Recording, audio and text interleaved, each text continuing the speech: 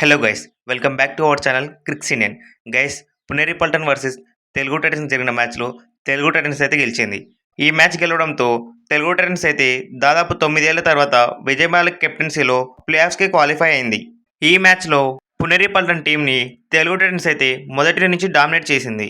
దాదాపు ఫస్ట్ హాఫ్లోనే పునేరి పల్టన్ టీంని తెలుగు టైటన్స్ అయితే 2 సార్లు ఆల్అవుట్గా నిలిపింది.